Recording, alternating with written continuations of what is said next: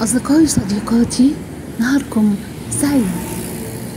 المكان اللي قدامنا ده منطقة السلسلة على كورنيش اسكندرية، أو ممكن كمان نقول بمعنى أصح أمام مكتبة اسكندرية العريقة، وكمان ما بين منطقة الشاطبي ومنطقة الأزاريطة.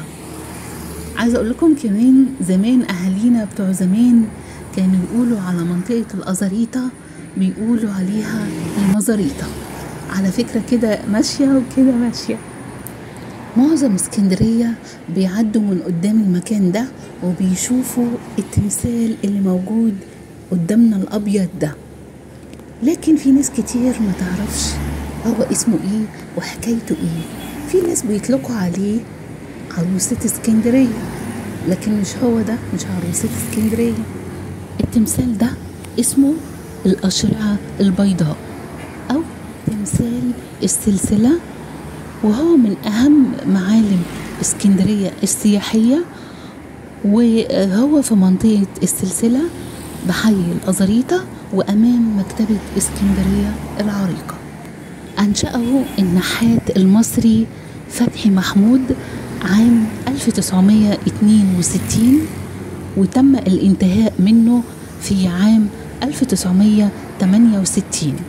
والتمثال عبارة عن وحش برأس ثور وجسد مموج زي البحر بالظبط، وهو بيحتضن امرأة جميلة أشبه بعروس البحر. طبعا فكرة التمثال مستوحاة من قصة خلق اسكندرية من خلال الأسطورة القديمة عن إله البحر، وأحيانا بيكون على هيئة تور قد أحكم بقبضته على فتاة جميلة وهي بترمز للإسكندرية. البنت الجميلة دي هي بيشبهوها باسكندرية.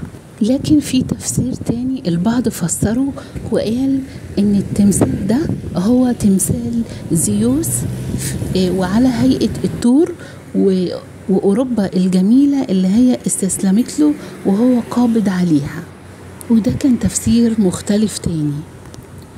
أما الأشرعة الأربعة دول فهم بيمثلوا فترة الزمن والمكان ما بين اسكندرية واليونان ودولة أوروبا، لأن في بعض الناس فسروا الامرأة الجميلة اللي هو قابض عليها التور ده هي أوروبا. تفسيرات كتيرة جدا على فكرة، يعني أنا حاولت أجيب لكم الأقرب، واللي عنده معلومة برضو يقولها أو يكتبها علشان يبقى الموضوع شامل كتير.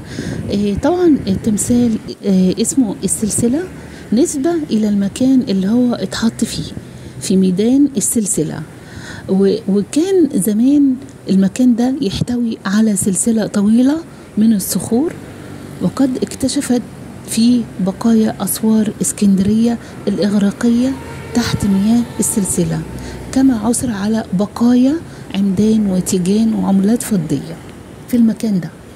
دلوقتي بقى بحاول أجيب لكم الصورة علشان تشوفوا التمثال من قريب. طبعا في ناس كتيرة قوي تعرف النحات المصري فتحي محمود، هو صاحب مصنع المصرية الألمانية البورسلان في منطقة العمرية لصناعة الصيني وأطقم المائدة، أحد أكبر 5 مصانع على مستوى العالم، وهو الأكبر في أفريقيا والشرق الأوسط.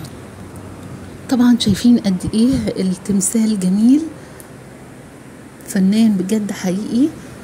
وكمان اللون الأبيض بيدل على النور وتبادل العلاقات ما بين دول العالم، يعني ما بين اسكندرية واليونان ودولة أوروبا.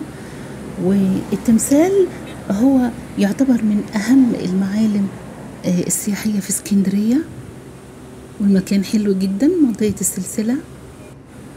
بتمنى إن المحتوى يكون عجبكم، ودايما دايما في حب اسكندرية نلتقي في أماكن أخرى وكتير.